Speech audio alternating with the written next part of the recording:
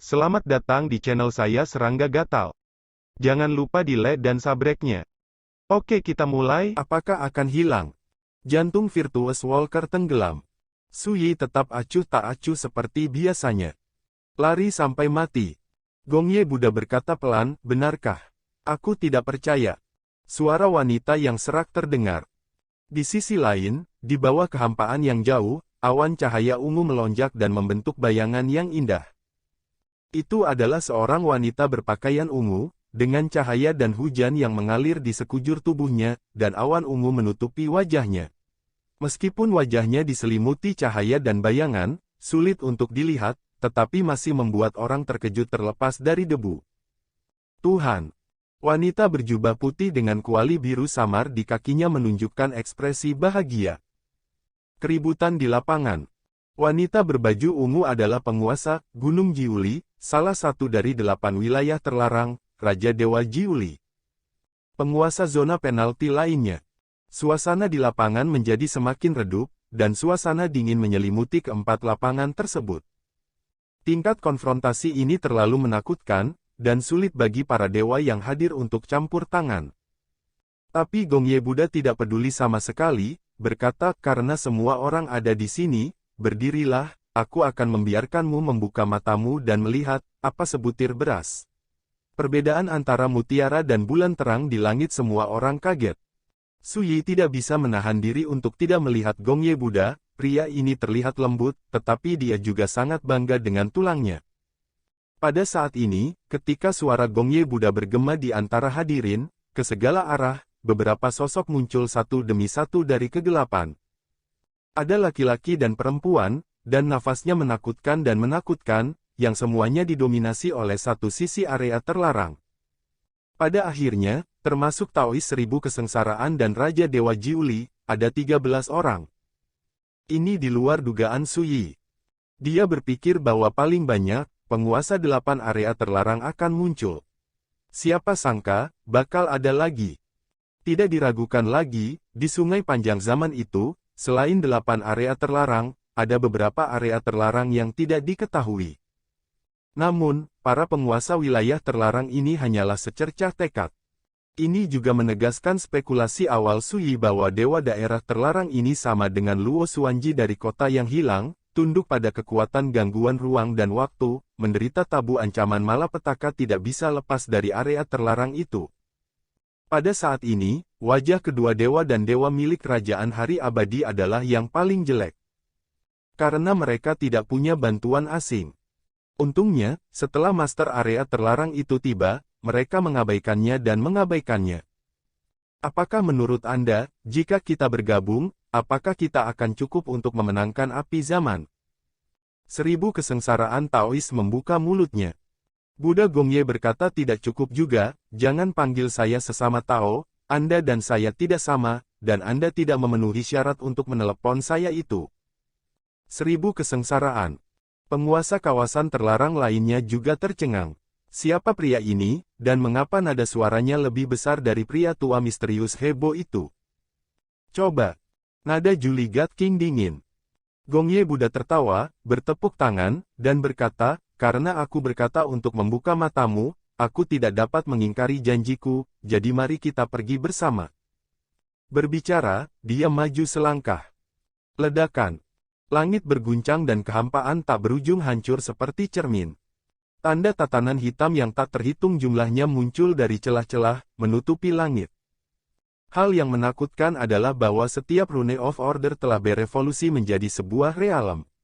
Ketika rune of order yang tak terhitung muncul, itu seperti sebuah realem tanpa akhir. Para dewa yang hadir semuanya ketakutan dan tercekik. 13 master area terlarang saling memandang dan menembak pada waktu yang hampir bersamaan. Pada saat itu, malapetaka kiamat datang menerjang. Kecuali Suyi dan Susingke, semua orang yang hadir menyengat dan tidak pernah bisa melihat lagi. Di hadapan mereka berdua, Gongye Buddha melangkah ke langit, dan di antara ombak, rune of order berlari melintasi langit, menembus batas waktu dan ruang, dengan mudah menyematkan tekad dari penguasa zona terbatas di tempatnya. Dalam sekejap mata, sosok dari 13 penguasa area terlarang semuanya dipaku ke udara oleh rune orde hitam, tidak bergerak, mempertahankan berbagai gerakan ketika mereka ditembak. Adegan itu aneh, ini di luar kuasa Tuhan. Hati Suyi bergejolak. Benar saja, pria yang menjalankan tugas untuk kehidupan pertamanya ini juga harus menjadi orang yang telah menginjakkan kaki di sungai takdir. Jika tidak mungkin mengecilkan kehendak 13 penguasa wilayah terlarang. Su Xingke membeku di sana, matanya melebar, alisnya dipenuhi trans. Perang yang bisa mengguncang langit dan dunia, apakah ini sudah berakhir? 13 penguasa area terlarang yang bukan milik era ini sebanding dengan para dewa saat ini, dan bahkan tekadnya sudah cukup untuk menekan semua karakter di bawah dewa. Tapi sekarang, ketika mereka pertama kali menembak, mereka semua ditekan. Apa hubungannya dengan kekuatan ini? Dengan bakat dan kekuatanmu, memang langka di dunia, yang cukup untuk mengejutkan masa lalu dan sekarang, jika tidak mungkin membunuh jalan keluar dari kekacauan ruang dan waktu. Sayang sekali Anda telah memprovokasi seseorang yang seharusnya tidak memprovokasi saya, dan Anda pantas mendapatkan sial. Gongye Buddha menggelengkan kepalanya. Dia kembali ke Suyi dan menjentikkan jarinya. Ledakan. Keinginan dari 13 master zona terlarang yang dipaku ke kekosongan, semuanya meledak pada saat yang bersamaan. Seperti 13 kembang api warna-warni. Dan pemandangan ini kebetulan dilihat oleh para dewa yang baru saja memulihkan penglihatannya, dan mau tak mau mereka tercengang. Pertempuran sudah berakhir. 13 master area terlarang dimusnahkan. Apa yang terjadi barusan? Semua orang berkeringat di dahi mereka. Tidak ada yang memberi mereka jawaban. Gongye Buddha berkata, "Baiklah, biarkan aku memberimu tumpangan, pergi." Jubahnya melambai. Ledakan. Antara langit dan bumi, ruang dan waktu kacau, badai tak berujung muncul, dan sosok para dewa tersapu seperti daun jatuh, tak terkendali oleh badai. Dalam sekejap mata, ia menghilang. Akhirnya sepi. Gongye Buddha menghela nafas panjang. Void Walker terkejut. Suyi berpikir, gumpalan kekuatan jiwa akan menghilang, dan itu sangat keterlaluan, betapa kuatnya orang yang telah menginjak sungai takdir ini. Rekan Taois, saya juga harus pergi. Gongye Buddha menoleh untuk melihat Suyi, ekspresi antisipasi muncul di antara alisnya, aku punya firasat bahwa tidak akan butuh waktu bertahun-tahun bagi rekan-rekan Taois untuk kembali ke puncaknya, memulai jalan yang lebih tinggi. Sosoknya sudah kabur, seperti cahaya dan bayangan yang akan runtuh. Suyi menangkupkan tangannya dan berkata, "Terima kasih." Dia tahu bahwa jika sebelumnya tidak ada Buddha Gongye, situasi hari ini tidak akan mudah diselesaikan. Gongye Buddha tersenyum dan melambaikan tangannya, dan sosok itu langsung menghilang menjadi sinar cahaya dan hujan. Siapa senior itu? Wisatawan hanya bertanya saat ini. Suyi berkata dengan santai, karakter yang mengaku menjalankan tugas pengembara. Selanjutnya, keduanya kembali ke menara jahat kuno. Wisatawan yang saleh terluka terlalu parah dan perlu disembuhkan pada waktunya. 1 hari kemudian, Suyi memutuskan untuk pergi sampai pengelana yang sia-sia itu pulih sedikit. Dalam periode waktu ini, banyak lawan yang menakutkan muncul satu demi satu, belum lagi kerajaan hari abadi, hanya makhluk-makhluk aneh di area terlarang, biarkan Suyi merasakan krisis yang kuat. Dia perlu ditingkatkan sesegera mungkin. Jika tidak, apalagi pergi ke domain dewa di masa depan, saya khawatir saya tidak akan dapat melarikan diri dari era ini, Diabo harus segera kembali, maukah kamu menunggu? Berbicara tentang lelaki tua ini, dia terdiam. Dia bilang dia akan kembali dalam waktu setengah tahun, tetapi sudah lebih dari setengah tahun, dan dia bahkan belum melihat bayangannya. Jangan tunggu. Suyi menggelengkan kepalanya. Su Xingke berkata, era Fire Seed adalah kunci untuk membuka jalan menuju dewa-dewa kuno, itulah sebabnya para penguasa area terlarang akan berebut untuk mendapatkannya. Suyi terkejut, jadi ada efek magis seperti itu di era api ini. Hampir seperti dewa. Xingke berkata, ada juga peluang untuk menjadi dewa di era kuno dan modern, tetapi jika tidak ada api era, tidak ada yang mau untuk menginjakkan kaki di tempat ini. Setelah jeda, dia berkata dan titik awal jalan para dewa kuno adalah di negara matahari abadi. Suyi terkejut. Setelah beberapa saat, dia berkata sepertinya rencana untuk pergi ke kerajaan matahari abadi sangat penting.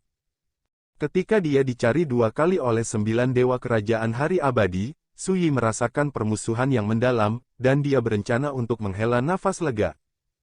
Dan sekarang, bahkan titik awal jalan dewa kuno terletak di negara hari abadi, Su Yi Duan tidak punya alasan untuk tidak pergi.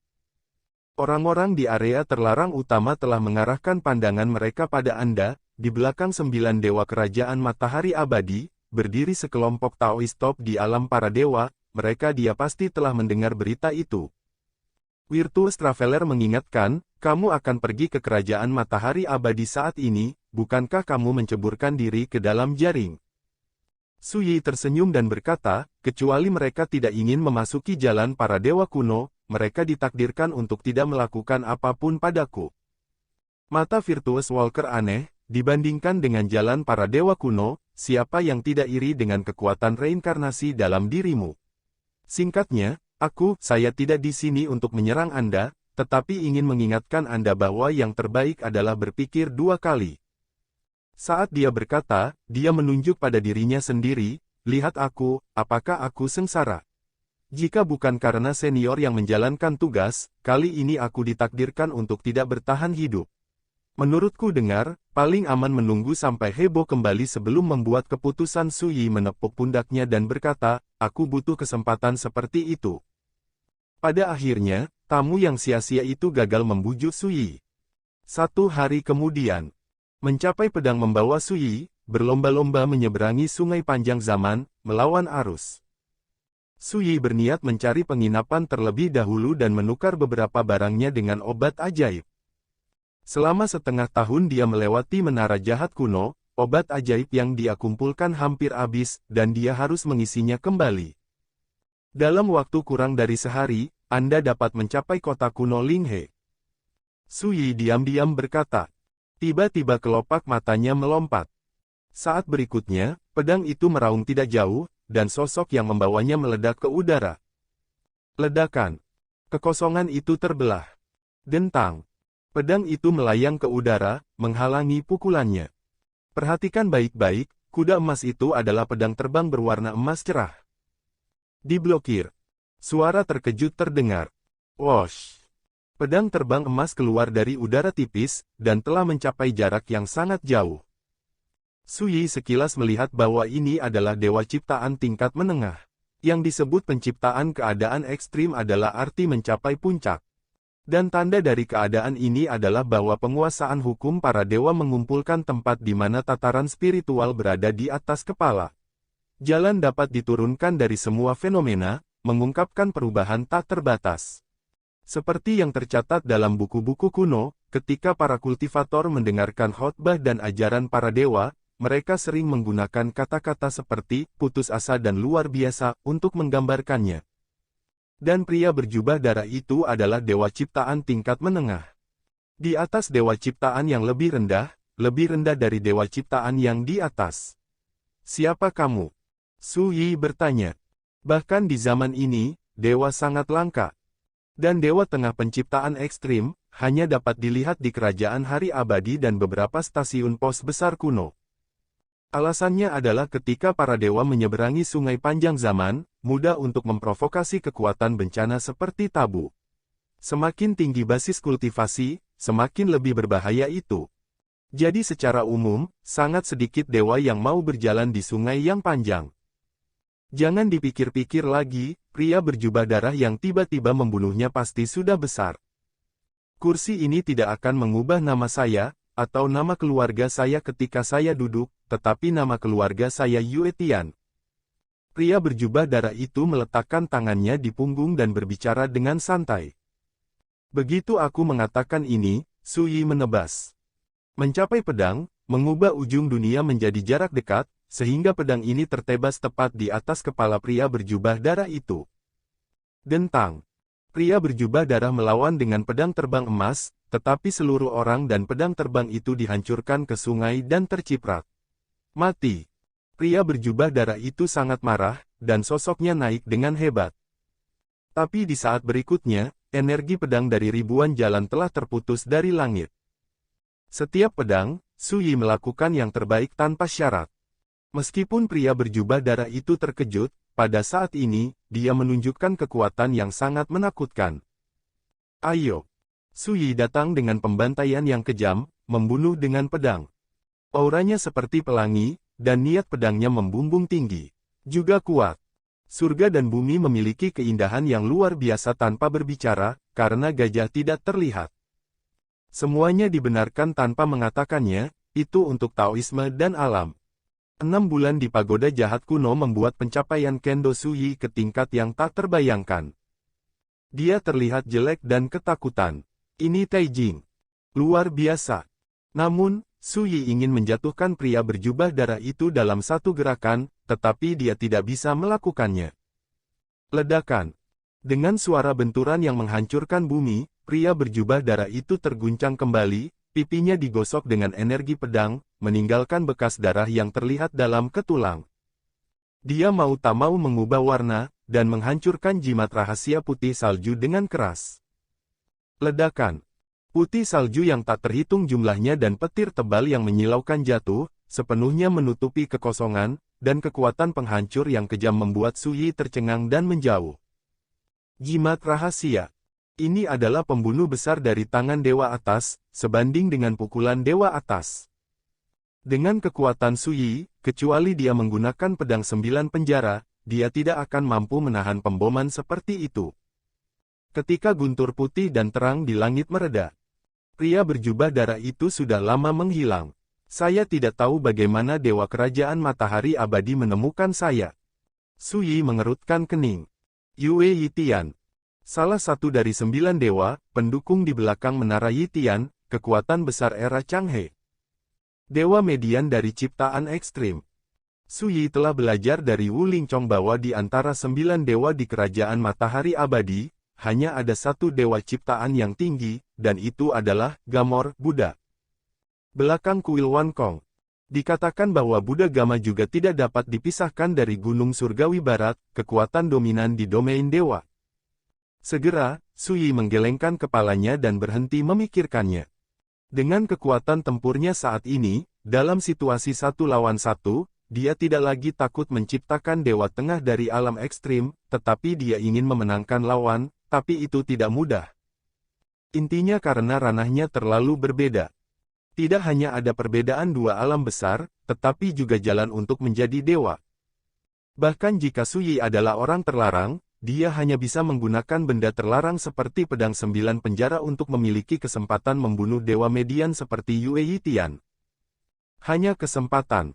Pertempuran berubah dengan cepat, sama seperti sebelumnya, Yue Yitian hanya perlu mengorbankan jimat rahasia Fortune Realm untuk melarikan diri dengan tenang.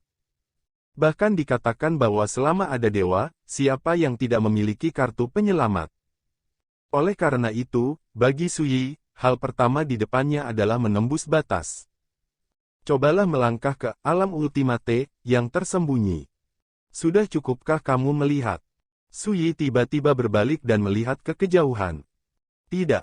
Suara yang lembut dan manis terdengar. Saya melihat sosok Luo Xuanji berkibar di kejauhan dalam kehampaan. Wanita ini memiliki keanggunan yang tiada taraf, mempesona dan tiada taraf. Meski disebut nenek oleh para hantu dan dewa dari kampung halaman yang hilang, penampilan dan temperamennya cukup membuat semua fenomena dibayangi, dan dunia memucat. Penguasa kota yang hilang. Sejak di kota yang hilang, dengan kekuatan Anda tidak dapat mengguncang dewa median, tetapi sekarang hanya dalam setengah tahun, Anda dapat membuatnya dewa median telah kembali dengan bulu di kepalanya, kemajuan ini tapi itu terlalu besar. Luo Xuanji melangkah maju, bergoyang di atas warna merah, sepasang kaki seputih salju dan giok kristal menjulang di bawah rok, menambahkan sentuhan godaan misterius. Su Yi berkata dengan acuh tak acuh, jika kamu di sini untuk bernostalgia, maafkan aku karena tidak menemani. Wanita ini sangat lihai, tidak terduga, dan kejam. Ketika dia berada di kota yang hilang, dia menggunakan tata letak bawahannya untuk membiarkan dirinya sendiri. Mereka semua tertipu dan secara tidak sengaja membantunya mematahkan kekuatan kutukan di tubuhnya. Yang lebih menipu adalah dia membangun jalan papan dalam kegelapan, meninggalkan tiruan hantu di sisi terang, dan dewanya telah meninggalkan kota yang hilang. Semuanya hanya untuk memastikan bahwa bahkan jika terjadi kecelakaan, itu tidak akan mempengaruhi dewanya. Keterampilan dan keberanian seperti itu tidak diragukan lagi menakutkan. Bahkan jika kita tidak membicarakan ini, hanya karena pihak lain adalah satu-satunya yang lolos dari area terlarang sejauh ini sudah cukup untuk mengejutkan dunia. Melihat tatapan dingin dan menjijikkan Suyi, Luo Xuanji tidak bisa menahan senyum, mengedipkan matanya yang dalam, dan berkata, apakah kamu takut padaku? Suyi menyeringai, menjadi bergairah. Dia berbalik dan pergi. Menginjak pedang, melintasi sungai panjang zaman, yang disebut ketenangan dan tak terkendali, bahkan jika punggungnya adalah eksistensi tingkat master dari area terlarang, dia sepertinya tidak peduli sama sekali. Mata Luo Xuanji berkedip, lalu dia tersenyum dalam diam, dan melangkah untuk mengejar, dengan sentuhan pakaian merah berkibar, sopan santunnya tidak ada habisnya, dan sikapnya tak ada taranya.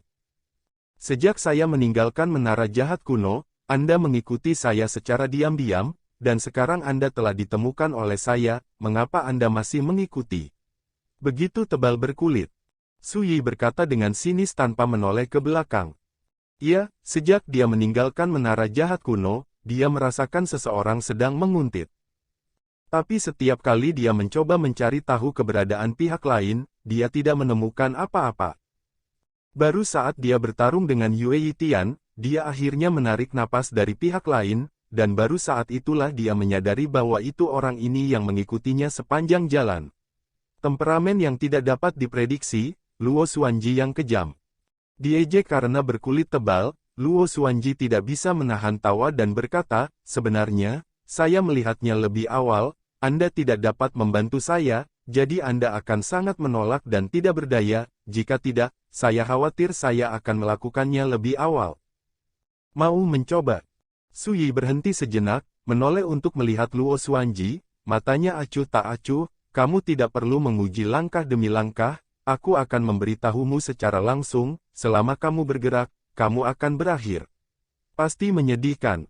Luo Xuanji mengumpulkan sehelai rambut putih kristal di samping telinganya, dan berkata dengan senyum manis teman Taois benar-benar salah paham, saya selalu takut untuk mati, untuk hidup, saya telah terjebak di kota rumah yang hilang selama 18 zaman, bagaimana saya bisa merasa tidak nyaman? Belum lagi, sesama Taois adalah penyelamat saya. Jika bukan karena sesama Taois, bagaimana saya bisa melarikan diri dari kota yang hilang? Suaranya jernih dan jelas, dan penampilannya tiada taraf. Gaun merahnya menambah sentuhan temperamen yang memukau bagi dunia. Siapapun yang melihatnya, aku takut mereka tidak dapat dikaitkan dengan master area terbatas. Suyi menatap Luo Xuanji dalam-dalam dan berkata, lalu apa yang kamu lakukan? Aku tidak suka omong kosong, dan aku tidak bisa mempercayaimu. Semua, bisa. Luo Xuanji menahan senyum dari bibirnya, menatap Suyi seperti hantu, dan berkata dengan serius, aku ingin bekerja dengan sesama Taois sekali. Kolaborasi. Suyi mengangkat alisnya. Luo Xuanji berkata ya, ketika saya pergi ke kerajaan matahari abadi, saya mengantar teman-teman Tao, dan teman-teman Tao membawa saya ke jalan dewa kuno. Pergi, bagaimana? Suyi membeku di dalam hatinya. Wanita ini sudah menebak bahwa dia akan pergi ke kerajaan hari abadi. Sepertinya dia pasti sudah tahu sejak lama bahwa api zaman di lantai 9 menara dosa kuno telah jatuh ke tangannya, dan dia tahu bahwa api zaman adalah untuk membuka dewa kuno kunci jalan. Bahkan tidak menutup kemungkinan pertempuran yang terjadi di Ancient Evil Tower juga terlihat oleh wanita ini. Sementara pikirannya berputar, Suyi berkata dengan ekspresi tidak tergerak, apa yang kamu lakukan di jalan dewa kuno? Saya tidak datang untuk reinkarnasi, atau untuk api zaman, tetapi untuk bekerja sama dengan diri saya sendiri dan pergi ke dewa-dewa kuno, yang membuat Suyi semua menjadi terkagum-kagum. Anda mungkin tidak percaya. Luo Xuanji menghela nafas, matanya berkilat-kilat dengan kenangan dan sentimentalitas. Kalau begitu jangan katakan. Suyi langsung menyela Luo Xuanji. Dia dipotong sebelum dia bisa mengatakan apa-apa, dan dadanya terasa sesak untuk beberapa saat, dan dia hampir tidak bisa menahan diri untuk tidak memukul pria kecil di depan dari dia. Makan. Ini benar-benar tidak menganggap diri saya serius. Sekian dulu dari Mimin. Terima kasih.